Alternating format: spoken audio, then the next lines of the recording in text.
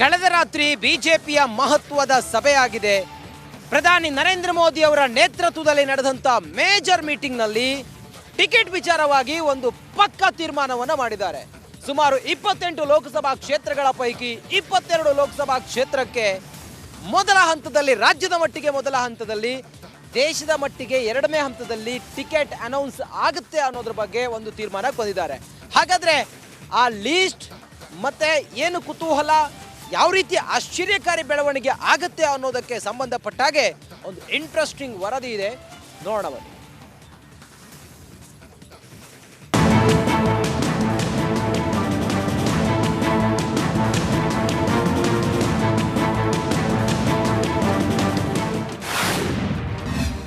ಕೊನೆಗೂ ರಣಕಲಿಗಳನ್ನ ಫೈನಲ್ ಮಾಡಿದ ಕೇಸರಿ ಸೇನೆ.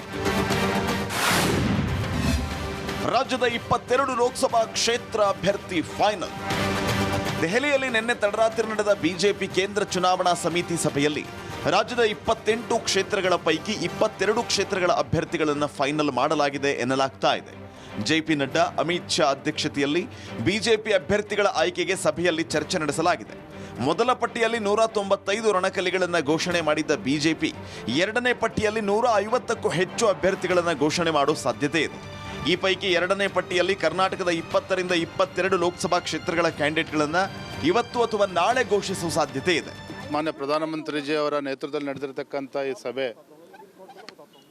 ರಾಜ್ಯದ ಎಲ್ಲ 28 ಲೋಕಸಭಾ ಕ್ಷೇತ್ರಗಳ ಬಗ್ಗೆ ಚರ್ಚೆ ಆಗಿದೆ. ಅಭ್ಯರ್ಥಿಗಳ ಬಗ್ಗೆ ಕೂಡ ವಿಸ್ತಾರವಾಗಿ ಎಲ್ಲವೂ ಕೂಡ ಚರ್ಚೆ ಆಗಿದೆ. ಅಂತಿಮವಾಗಿ ಯಾವುದು ಅಂತಿಮ ಆಗ್ತದೆ ಅಂತಕ್ಕಂಥದ್ದು ನಾಳೆ ನಾಡಿದಷ್ಟು ಗೊತ್ತಾಗ್ತದೆ. ಆದರೆ ಎಲ್ಲ ವಿಚಾರದಲ್ಲೂ ಕೂಡ ಚರ್ಚೆ ಆಗಿದೆ, ಎಲ್ಲ ಅಭ್ಯರ್ಥಿಗಳ ಬಗ್ಗೆ ಕೂಡ ಚರ್ಚೆ ಆಗಿದೆ. ಅದು ಯಾವುದೇ ಮಾಹಿತಿ ಇಲ್ಲ, ಆದರೆ ಎಲ್ಲ 28 ಕ್ಷೇತ್ರದ ಅಭ್ಯರ್ಥಿಗಳ ಬಗ್ಗೆ ಚರ್ಚೆ ಆಗಿದೆ. ಯಾರ್ಯಾರು ಅಪೇಕ್ಷಿತ ಇದ್ದಾರೆ ಅದ್ರ ಬಗ್ಗೆನೂ ಕೂಡ ಚರ್ಚೆ ಆಗಿದೆ.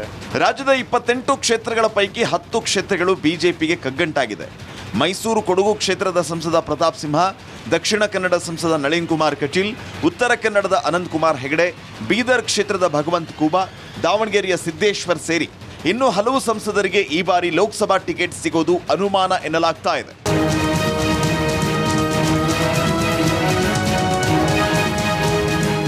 ಇನ್ನೊಂದು ಕಡೆ ಬೆಂಗಳೂರು ಗ್ರಾಮಾಂತರ ಕ್ಷೇತ್ರದಿಂದ ಸ್ಪರ್ಧೆ ಮಾಡೋದಕ್ಕೆ ಡಾಕ್ಟರ್ ಮಂಜುನಾಥ್ ಹೆಸರು ಕೇಳಿ ಬಂದಿತ್ತು.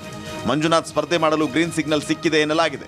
ಅಲ್ಲದೆ ಮಾಜಿ ಸಿಎಂ ಕುಮಾರಸ್ವಾಮಿ ಅವರು ಕೂಡ ಮಂಜುನಾಥ್ ಅವರನ್ನ ಸ್ಪರ್ಧೆ ಮಾಡುವಂತೆ ಮನವೊಲಿಸಿದ್ದಾರೆ. ಈ ವಿಚಾರವನ್ನ ಕುಮಾರಸ್ವಾಮಿ ಬಿಜೆಪಿ ನಾಯಕರ ಗಮನಕ್ಕೆ ತಂದಿದ್ದಾರೆ ಅಂತ ತಿಳಿದು ಬಂದಿದೆ. ಇವತ್ತು ಸಂಜೆ ಅಥವಾ ನಾಳೆ ಎಚ್ ಡಿ ಕುಮಾರಸ್ವಾಮಿ ದೆಹಲಿಗೆ ತೆರಳುವ ಸಾಧ್ಯತೆ ಇದ್ದು, ಮೈತ್ರಿ ಟಿಕೆಟ್ ಫೈನಲ್ ಬಳಿಕವೇ ಬಿಜೆಪಿ ಅಭ್ಯರ್ಥಿಗಳ ಘೋಷಣೆ ಎನ್ನಲಾಗ್ತಾ ಇದೆ.